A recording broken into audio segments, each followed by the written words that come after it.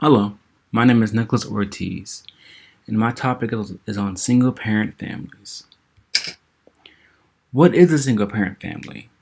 According to helpofchildren.com, single parent families are families of children under the age of 18 which are headed by a parent who is widowed or divorced and has not remarried, or by a parent who has never been married before. According to Pew Research Center, almost a quarter of U.S. children under the age of 18 live with one parent and no other adults. More than 3 times the share of children around the world do so as well. Here's the video of common stereotypes that parents who are single and they live in single parent households face.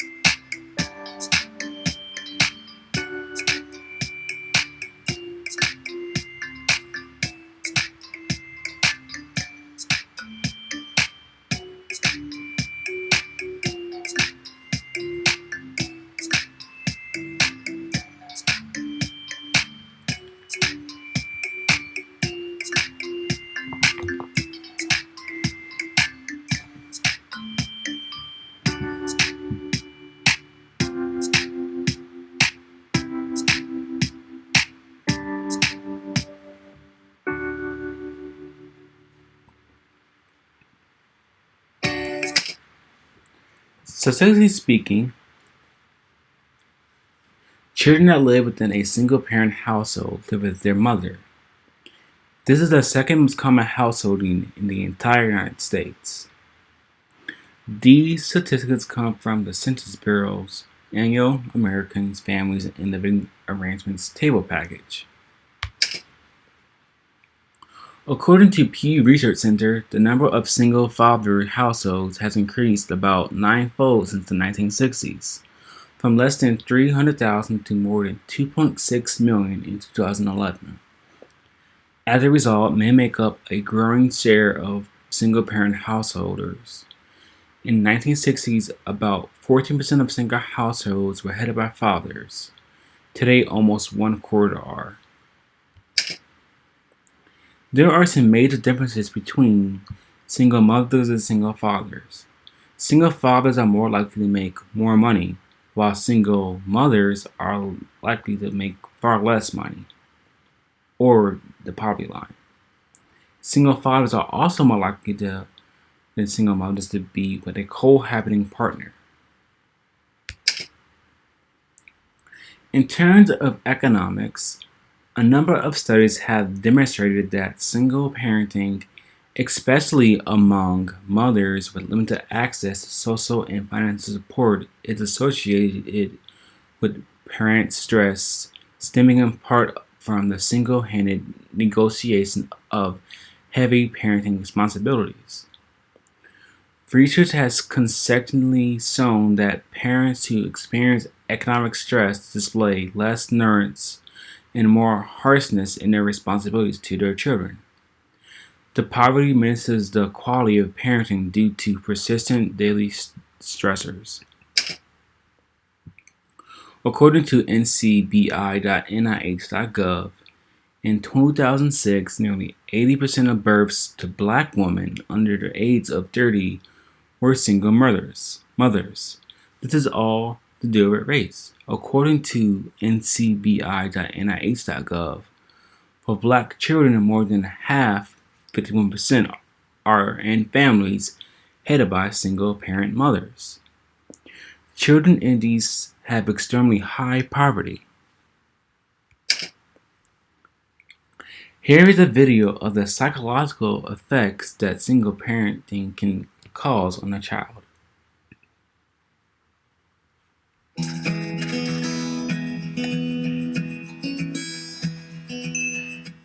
Before starting this video, we just want to thank you for supporting our channel. It truly means a lot to know what a wonderful community we've built together. Without further ado, let's get to today's topic on the effects of growing up with a single parent. Although having two parents in the picture is definitely beneficial for kids growing up, it's not always the case. There are many children today who are going through life with just a single parent, and when they reach adulthood, many of them become highly successful, happy individuals. Both negative and positive psychological effects of having a single parent have been studied extensively.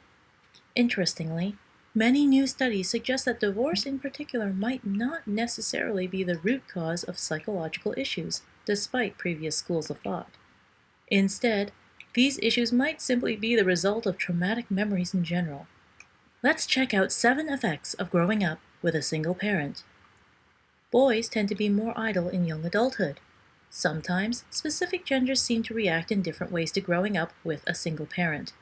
In terms of boys, some studies have suggested that they're more likely to be idle in young adulthood. This includes things like being unproductive and even dropping out of school. While boys are more likely to experience this, it can definitely happen with girls as well. Girls are at a higher risk for teen pregnancy. Multiple surveys and studies have shown a link between single-parent homes and teen pregnancy. While unplanned pregnancies aren't always a bad thing, teen pregnancies in particular can involve certain issues and complications, such as lack of financial opportunities and access to higher education. Some have theorized that this correlation is due to the lack of a male figure in the household, which can have negative psychological effects on a young girl. Single-parent families can actually be more beneficial in some cases. With more and more children growing up in single-parent households, more research is being done on not only the negative effects, but also the positive ones. Some studies have pointed out that in some cases, a single-family household can actually be more beneficial. The main example would be an extremely stressful two-parent home versus a peaceful, relaxed single-parent home. When there is extreme conflict, violence, or stress in a two-parent home, a single-parent home is actually a much more beneficial environment for the child. That's definitely something worth keeping in mind as we list some of the negative effects here.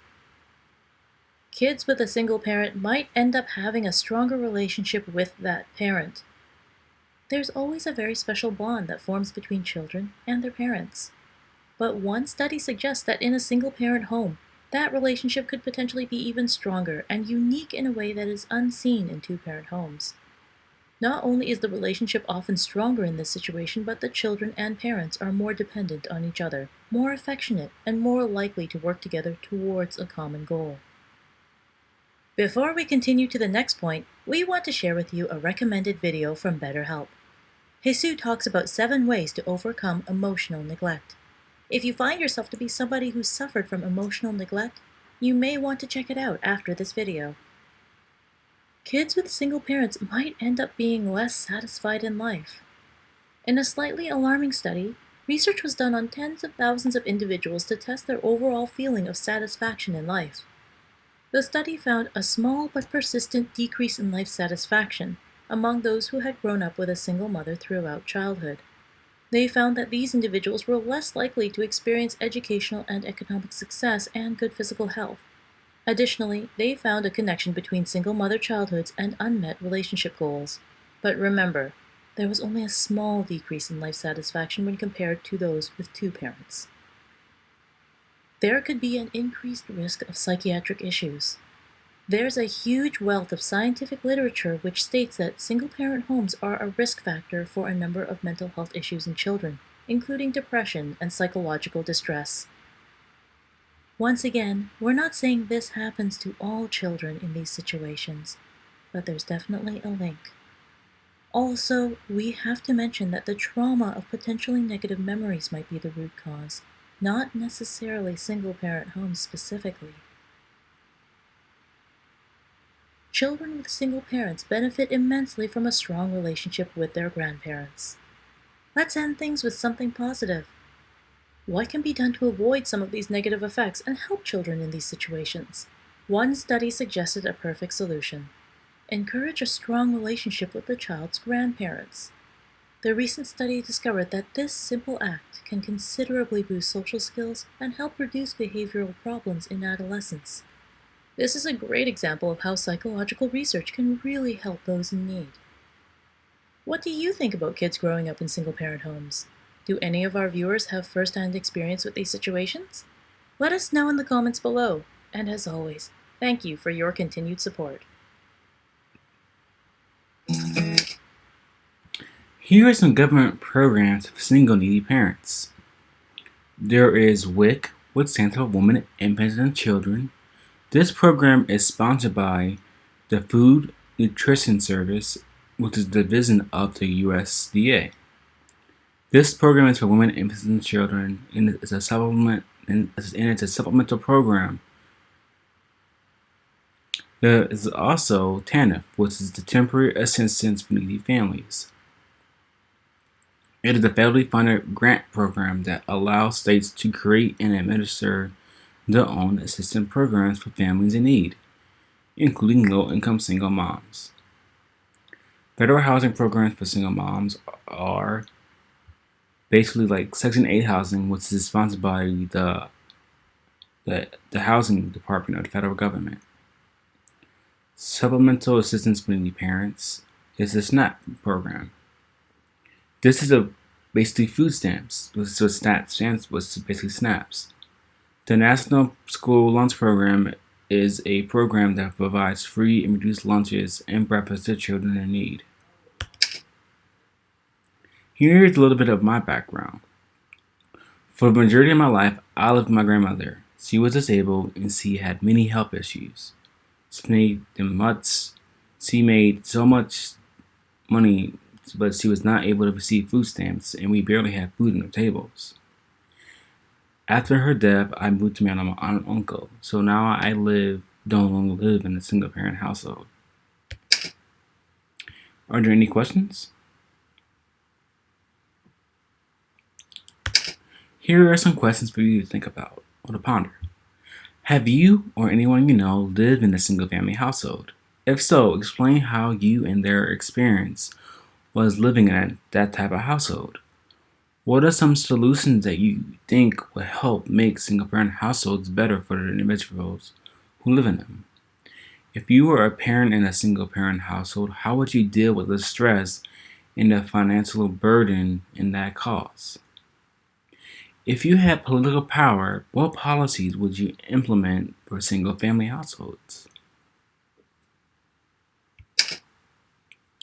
Here are some more resources for you to share with others who might be in single-family households. And here is my bibliography. Thanks for watching.